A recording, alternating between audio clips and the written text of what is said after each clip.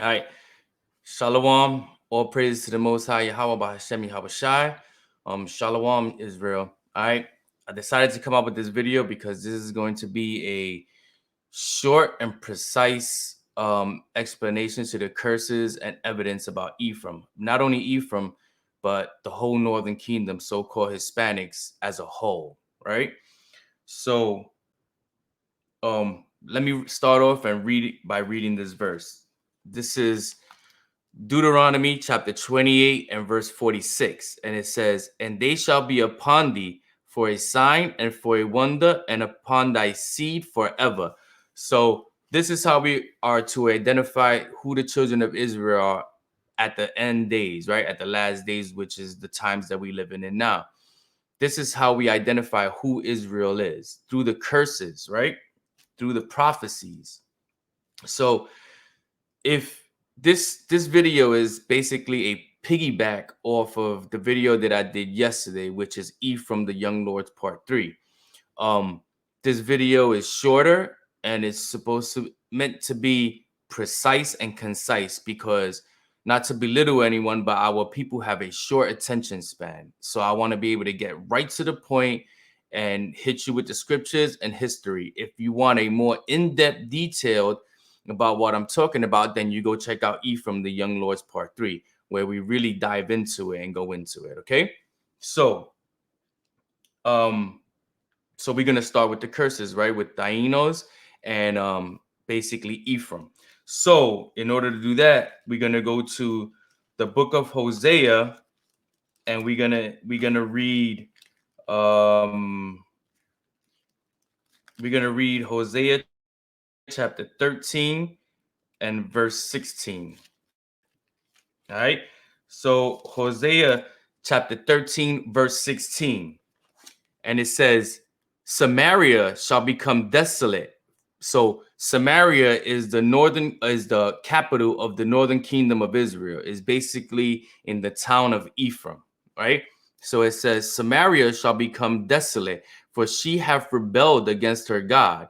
They shall fall by the sword. Their infants shall be dashed in pieces, and their women with child shall be ripped up." So how do I know that this pertains to the Puerto Ricans, right?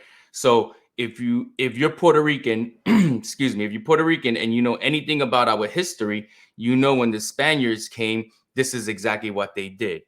Let me prove it. Okay, so this is a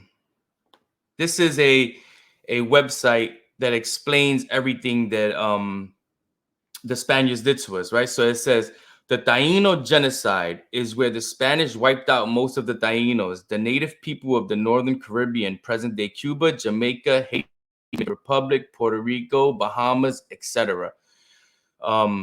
Columbus himself set it in motion and oversaw it to the 1500s, right? So now when we scroll down, we see here at this little thing picture here, it shows a Spaniard grabbing a baby by the legs and prepared to smash him against the rocks. So it says, "They killed even women and children, even babies. The Spanish threw babies against the rocks and into rivers and laughed. They cut off pieces of Tainos for entertainment. They cut off their heads for practice. They raped women and girls and brought back syphilis to Europe. They even raped the wife of a king." Right? So you see here where they cut the women's in half and they ripped out the babies and smashed them into rocks. Right. So this is exactly what Hosea 13:16 is talking about. And I'll read Hosea 13:16 again.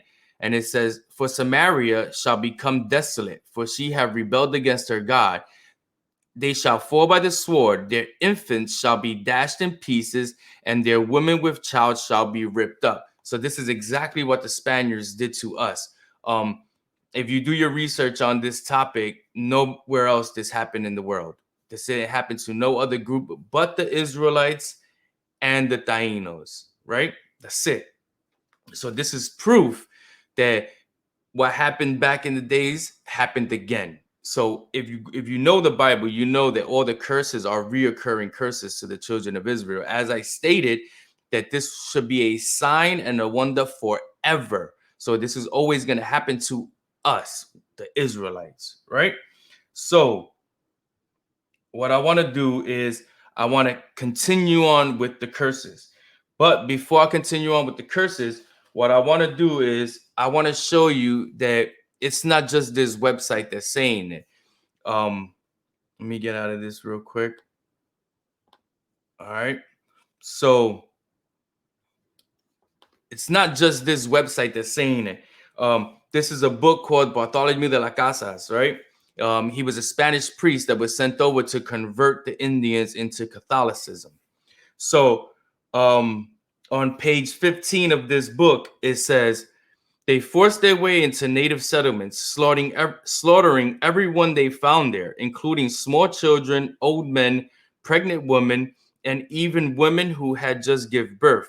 They hacked them to pieces, slicing open their bellies. Remember, women with child being ripped up. It says, they slicing open their bellies with their swords as though they were so many sheep herded into a pen. Let's go down. It says they grabbed suckling infants by the feet and ripping them from their mother's breasts, dashed them headlong against rocks. So you see, this is exactly what Hosea 13:16 is speaking about. And just like I proved in the website and through the book, this was to the Dieno Indians, which is us Puerto Ricans. When you go into the Bible, this was explaining what was going to happen to Ephraim. So this is how we pinpoint who Ephraim is, right? Okay. So now, remember, Deuteronomy 28:46 said this should be a sign and a wonder. So we could see who the children of Israel are.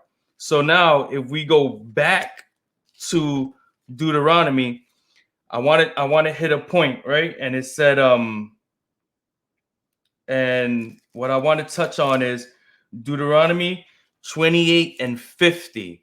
And Deuteronomy 28:50 says, a nation of fierce countenance, which shall not regard the person of old, nor show favor to the young. Right? So who did that? What nation of fierce countenance didn't show compassion towards the old or the young? Let's go back to the book, and it says they forced their way into native settlements, slaughtering everyone they found, including small children, old men, pregnant women, and even women who had just given birth. So again, this is part of the curses. This Deuteronomy 28:50 is explaining exactly what the Spaniards did when they came. A fierce countenance and a fierce nation that didn't show compassion to anybody of any age. They slaughtered everyone, right? So, moving on. I want to go to, because we're talking about the curses here.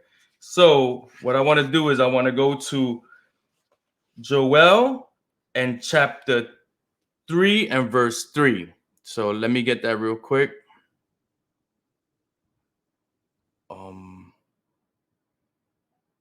Joel 3 and verse 3.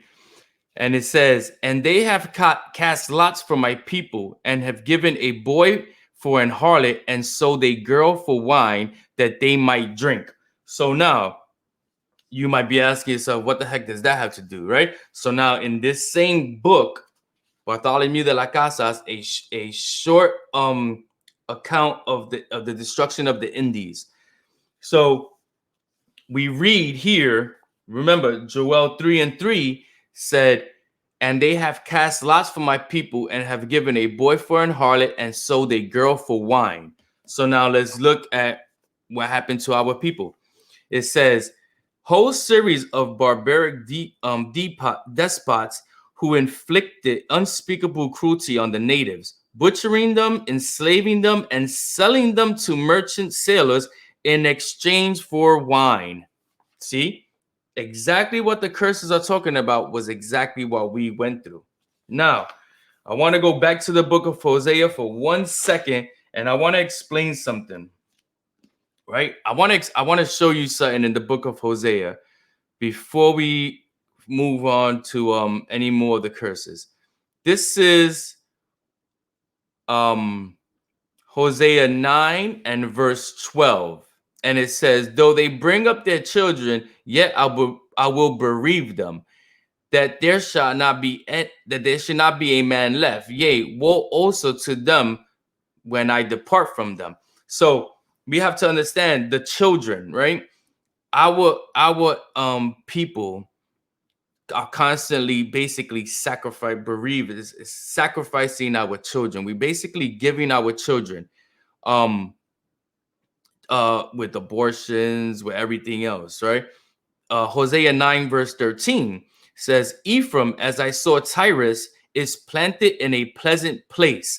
Now, when they first came, when the Spaniards and the Europeans first came to this side of the country, they called the Caribbean islands and South and Central America the land flowing with milk and honey, because it was abundance of natural resources. So it was considered to them the land of milk and honey, which is odd, right? Keep reading. But Ephraim shall bring forth his children to the murderer. Now, the reason why I bring this up is because there was a experimental drug that was cast upon the Puerto Ricans, especially the women.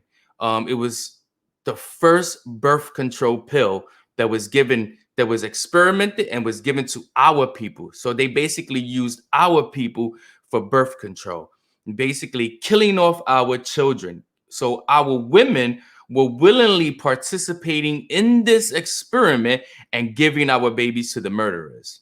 Get it? Okay. So this is important to understand how all this is coming into effect. All right. Now I want to go back. I want to go back to the Bartholomew de la Casa's book, and I want to read. Let me see if I get it. I want to read another part. Okay, so I'm going to read the part of this book, and then I'm going to pull out the verse so you can see. So it says, they sold half of the consignment there as slaves before sailing on to Hispaniola. So listen to this part, because I'm going to retouch on this part where it says they sold half of the consignment there as slaves before sailing on to Hispaniola, right? Keep that in mind, where they sold the rest. So they were putting people on boats and selling them into slavery. But we'll touch the verse and the curse on that in a little while. So it says, so now this is Bartholomew de la Casa speaking, and he says, when I was on the island of Puerto Rico and had the opportunity to confront this particular commander with his wicked behavior and with having betrayed this people, his reply was, come off it, sir. The orders I had from my superiors were quite specific. If I could not capture them in battle, I was to promise them peace as a way of tricking them into giving themselves up and then enslave them. So let's read a verse that describes this. This is the book of Psalms, chapter 55, verse 21. And it says, the words of his mouth were smoother than butter, but war was in his heart. His words were softer than oil, yet were they drawn swords. So like I read, they tricked them into thinking about peace, but then once the Dienos, fell for it, they were enslaved. So you see, it lines up exactly with Psalms 55 and verse 21. All right. So now, as I said, I wanted to hit another curse, right? When I just read about them putting slaves on slave ships and sailing. So let's read that again. It says, they sold half of the consignment there as slaves before sailing on to Hispaniola, where they sold the rest, right? So they were putting natives, Taínos, and other Hispanics, so-called Hispanics, on slave ships and sailing and then selling them in different lands. So they were putting people on slave ships and selling them. All right, we're gonna read another excerpt from this book, and it says, from what was once the heavily populated coastal area of the Paria Peninsula, over 2 million souls have been kidnapped and taken to the islands of Hispaniola and Puerto Rico to be sent down the mines or put to other work. Right? It says, the reason the death toll is so high is that in order to maximize profits, the men who finance these slave fleets arranged the vessels to carry nothing in the way. So they were all put on slave ships. So now let's read the curse. This is the book of Deuteronomy, chapter 28, verse 68. And it says, and the Lord shall bring thee into Egypt again with ships. Egypt here is not the literal land of Egypt. Egypt here is synonymous with bondage. When you read Exodus chapter 20, verse 2, you see how Egypt is used as the house of bondage, meaning slavery. And it says, by the whereof I spoke unto thee, thou shalt see it no more again. This is talking about Israel. You shall see it no more again. And there ye shall be sold unto your enemies for bondmen and bondwomen, meaning slave men and slave women. And no man shall buy you, meaning no man shall redeem you. So you see, one of the curses was to be put on ships and sold into slavery, just like I read from the Bartholomew de las Casas book. Now, I want to read another account of being put on slave ships. The book is called From Columbus to Castro, right? And so let's read. And it says, he described them as a wild people fit for any work, well proportioned and very intelligent, and who, when they have got rid of their cruel habits to which they have been accustomed, will be better than any other kind of slaves. On his third voyage in 1498, this is talking about Columbus, his third voyage in 1498, he shipped 600 Indians back to Spain. The slave trade in the Caribbean thus began. So we see that our captivity by the Spaniards putting us on slave ships began the slave trade. So before 1619, we were put on slave ships and sold everywhere. This is Deuteronomy chapter 28, verse 68. And I'll read it again. And the Lord shall bring thee into Egypt again with ships, Egypt meaning the house of bondage, by the way whereof I spoke unto thee. Thou shalt see it no more again, meaning Israel. You will never see that land again. And there ye shall be sold unto your enemies for bondmen and bondwomen, and no man shall buy you, no man shall save you. No Hatiu or Abizu Campos, nobody, right? So now, okay, let's go and continue with the curses.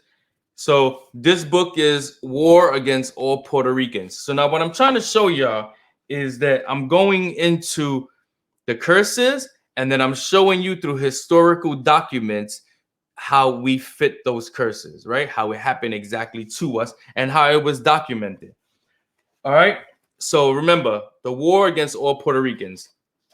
And so let me read a little excerpt. What I'm about to read for all Puerto Ricans that might be watching this is I'm gonna read a brief description of what happened in Puerto Rico, which is called the Ponce Massacre. Okay, if you don't know about the Ponce Massacre, please look it up and educate yourself, especially if you pride yourself on being Puerto Rican. So right, a brief explanation of what happened is that in Puerto Rico, about the 1930s, around there was a movement called the Nationalist, right? The Nationalist Party of Puerto Rico, which I brung out in the Ephraim Young Lords video. So you could go watch that for more in-depth detail. So there was a parade in Puerto Rico and Ponce, and it was led by the Nationalists. The Spanish people who were in charge, the officers and everything, they tried to stop the parade. The Nationalists wanted it to keep going. So that's when all hell broke loose. And we're going to read.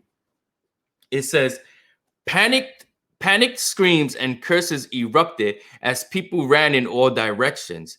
But they couldn't escape because Captains Guillermo Soldevila, Perez Sagara, and Antonio Bernardi, along with 200 men with rifles and Tommy guns, were stationed all around them.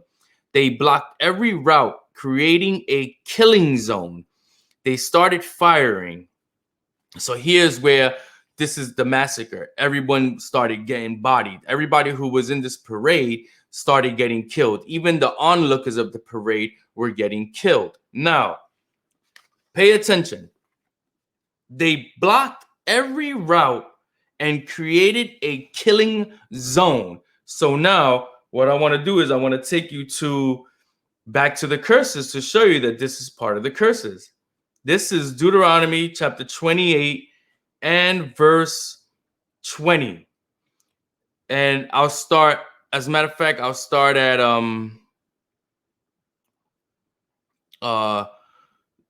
let's just read verse 20 real quick. It says, the Lord shall send upon thee cursing, vexation, and rebuke in all that thou settest thy hand for to do, until thou be destroyed, and until thou perish quickly, because of the wickedness of thy doings, whereby thou hast forsaken me. So remember, in the beginning of this excerpt that I read, and I'll read it again, it says, panicked screams and curses erupted as people ran in all directions, but they couldn't escape. So what the reason why I'm bringing that out is because it says cursings and vexations shall be upon me, right? So as soon as the shots rang out, all these curses and everything just came upon the children of Israel, which are you so-called Puerto Ricans. So now let me get Deuteronomy chapter 28 and verse 25. And it says, the Lord shall cause thee to be smitten before thine enemies. Thou shalt go out one way against them and flee 7 ways before them. So we see that when the shots rang out, that these guards and these officers, they blocked every route, creating a killing zone. So we tried to flee one way, we couldn't flee. We tried to go out this way, we couldn't flee. We were murdered and exterminated on spot. So now, this is just a quick and precise, concise ways on how we fit the curses. So what I want to go into now is, see, now what a lot of people might ask is, well, okay, cool. It seems like what happened to us seemed like it happened to the Israelites, but how can you prove that we are Israelites? I mean, I started off with Deuteronomy 28:46 that says, it shall be a sign and a wonder upon thee forever, which the signs shows us, these curses shows us who are the children of Israel.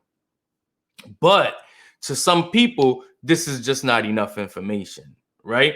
So I kind of want to go into I want to take this opportunity to prove through historical events and historical documentation how we are the children of Israel, right? And it's not just me saying this. I'm going to go through historians that first came to this side of the island, right? So first book I want to start with is Lost Tribes and Promised Lands, right? And I want to read, excuse me. All right, so let's start with an account of Columbus. It says, we do not know much concerning Columbus' crew of about 90 men aboard the 3 ships, but at least one of them was an Israelite whose presence as such was not merely accidental. This was Luis de Torres, a convert of possibly only that year, who had once held a position with the governor of Murcia. He was said to have known Hebrew, Aramaic, and some Arabic, and had been brought along by Columbus specifically as an interpreter. So now, what's important to understand is, why would Columbus bring a Hebrew, speaking interpreter if he thought he was going to India? It doesn't make sense. What makes sense is that he knew who was on this side and he knew where he was going. He was in search for the lost tribes of Israel. I have a Northern Kingdom video that explains specifically how Columbus used the book of Second Esdras as a tool and method to want to come to this side of the world. And I'm gonna show you that in a bit. I'm gonna show you Second Esdras and I'm gonna show you the video as well. So, right? So let's keep reading in this book.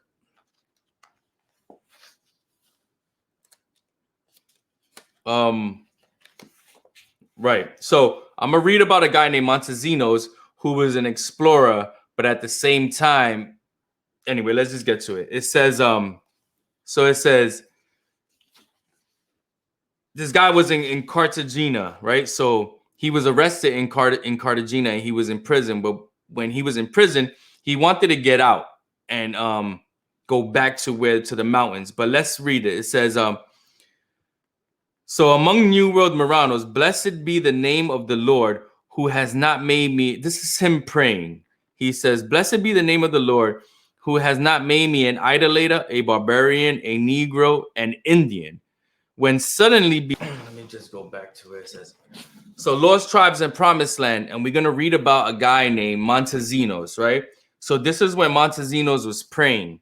He says, blessed be the name of the Lord who has not made me an idolater, a barbarian, a Negro, an Indian. When suddenly be stopped, those Indians, he told themselves, they are Hebrews. So he realized, oh, sweat, those Indians over there, they're Hebrew, right? So now he gets out of prison and he goes back to the mountains or to the way he saw the Indians. So it says, excuse me, it says, two men were soon back in the rugged mountains in which Francisco had made his initial revelations, marching relentless for a week before they finally came to a halt, right? So he's back in the mountains. So now it says, waving a banner high in the air, the Indian guide soon was greeted by a puff of smoke. For beyond the other bank of the river, in response to his signal, the two men waited. Eventually, a canoe appeared, bearing three men and a woman, all of them Indians, to the place where Francisco and Montesinos were standing at the water's edge. The woman got off and spoke to Francisco in an Indian tongue that Montesinos could not understand. Although he could perceive that he was being identified in the conversation, she then turned to her male companions to explain the situation. Upon hearing her words, they rose, went over to Montesinos, and to his utter astonishment, said, Shema Yisrael Adonai Elanihu Adonai Ihad. Hear, O Israel, the Lord our God, the Lord is one. They have recited in Hebrew the fundamental credo of Judaism. So you see, these Indians spoke Hebrew and they recited the Shema. If you don't know what the Shema is the prayer for Israel, right? So it says, a brief conversation then ensued in their common ancestral tongue. According to Montesinos, whose fluency in it is almost as perplexing to the reader of his narrative as that of the three mysterious new companions. The Indians told him that they were themselves of the tribe of Reuben and that the tribe of Joseph lived on an island nearby. So for everybody who's new to this and don't understand, tribe of Reuben is one of the 12 tribes of Israel. Joseph is one of the tribes of Israel, but it's not the tribe of Joseph.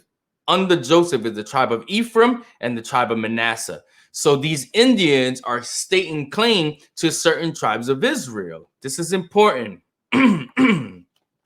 Now, what I want to do is I want to go to another book, and I'm going to give you accounts of the Indians, so-called Indians, the natives, in the Caribbean islands, South Central America, keeping Hebrew customs, right? This is the 10 tribes of Israel. All right, so Let's go. Let's start reading certain parts of this book that shows what I'm talking about. Spirit is moving heavy on me. Whew.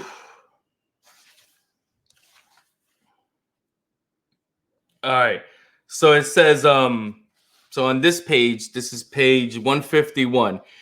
It says, whether the Indians of the islands of Santo Domingo and Cuba, whose language is said to have been half Hebrew, and who in many of their customs nearly resembled the Jews, practiced the same rites as those in use among the Indians of the continent, showing that the whole continent, this whole continent on this side, was keeping Hebrew customs.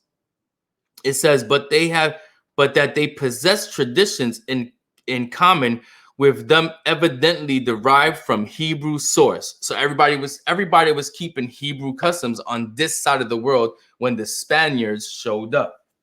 I want to get more. It says, go back over here. So now we're gonna this book again is documenting La Casas, right? Bartholomew de la Casas that I brought up earlier. So it says, La Casas affirms that in Haiti, now Santo Domingo, the inhabitants spoke corrupt Hebrew. They styled their judges or counselors chochome, which is precisely the term by which the Jews all over Europe would designate a wise or learned rabbi. He is a great chochome. The northern tribes have preserved in many cases the primitive Yahweh. Now, if you know anything about Israel or the true Paleo Hebrew, the Most High's name is Yahweh, right? So we kept a derivative of the word. Remember, we spoke a corrupt Hebrew by the time the Spaniards showed up. So I'll read it again. It says, the northern tribes have preserved in many cases the primitive Yahweh and also hallelujah. Vegas affirms that Hali was the Peruvian term for praise or triumph. So you see how we were keeping Hebrew customs and speaking Hebrew. There's a page in this book that shows all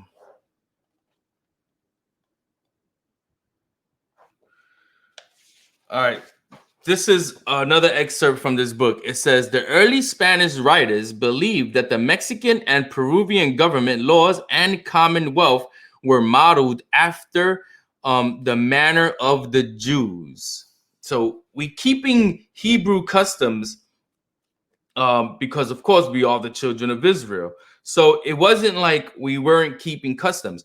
But the thing about it is that a lot of people don't care for it and don't care about the information.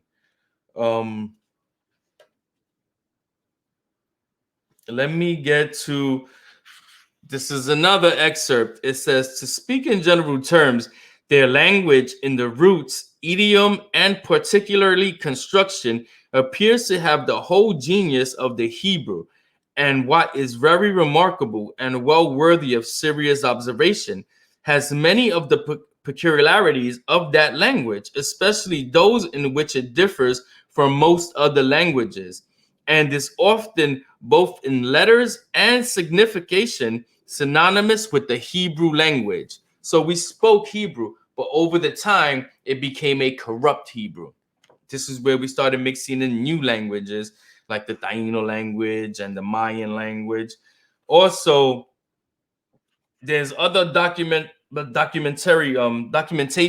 where it shows that we were actually keeping Hebrew customs like unleavened bread and purification baths and so have you.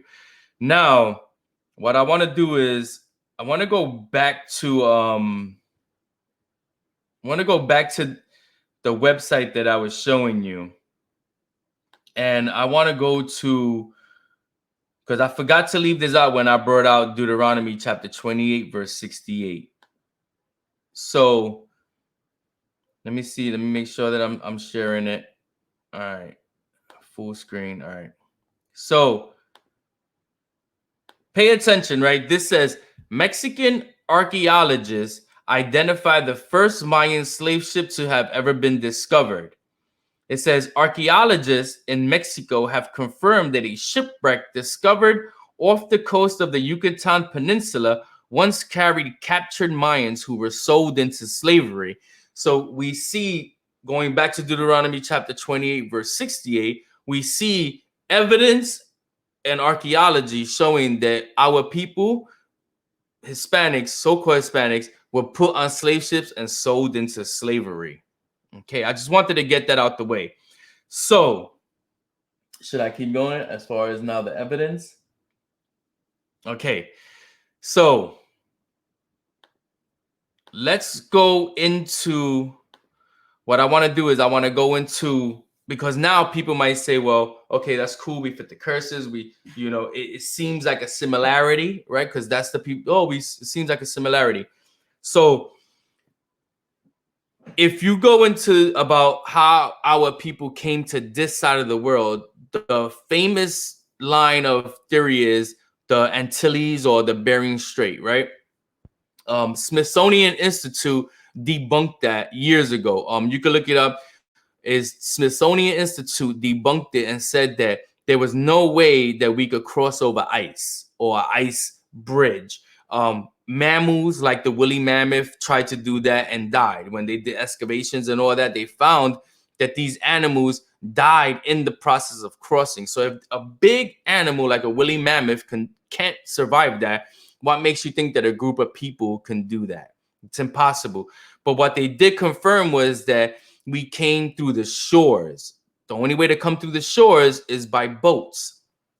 So with that being said, I want to go into something that's called Second Esdras. And if you don't know, Second Esdras is the Apocrypha, which is in the 1611 King James Bible. If you look up the 1611 King James Bible, the Apocrypha was in it. It was then taken out in the 1800s by the Protestant Church. All you gotta do is Google this stuff and you see it. At the same time that 1611 King James Bible was out, there was the Wycliffe Bible, the Tinsdale Bible. They all had the Apocrypha in it. These Bibles were translated into English from the Old Greek Bible, which the Greek Bible was translated from the Hebrew Bible.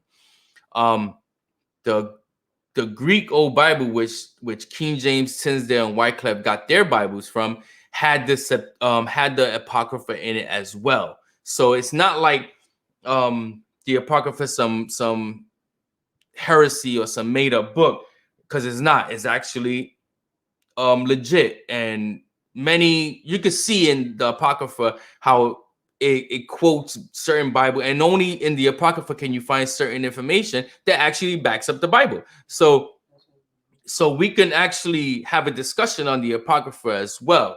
But the reason why the Apocrypha is so important is because it shows how the so-called Hispanic people came to this side of the world, right? So I'm gonna pull out the verse. I'm gonna pull the verse, and it's gonna show you how we came to this side of the world, right? So this is Second Esdras chapter 13 and verse 40. I'm gonna read to verse 45, and it says, "Those are the 10 tribes which were carried away." Remember the book. The 10 tribes, right? Not all of Israel. It was just the northern kingdom. Remember, if you look up your history, Israel was split into 2 kingdoms: northern kingdom, southern kingdom. Northern kingdom having the most tribes. So it says, "Those are the 10 tribes which were carried away prisoner out of their own land in the time of Hosea the king, whom Salmanasseh the king of Assyria led away captive and carried them over the waters, and so came they unto another land." So the king of Assyria took the northern kingdom because of their idolatry and brought them into Assyria. You could read this. You could read this in 2 Kings. It talks about how Salmanasseh, the king of Assyria, took the northern kingdom out of Israel. Also, just to note, the northern kingdom never returned to Israel. Never. They never went back. There was a small remnant that stood, but as the majority, the bulk of northern kingdom never returned to Israel. When our Messiah came, you could see there was no northern kingdom there. Maybe a few at the most, but the bulk of northern kingdom was not there. They never came back. This is why they never came back. I'm going to read.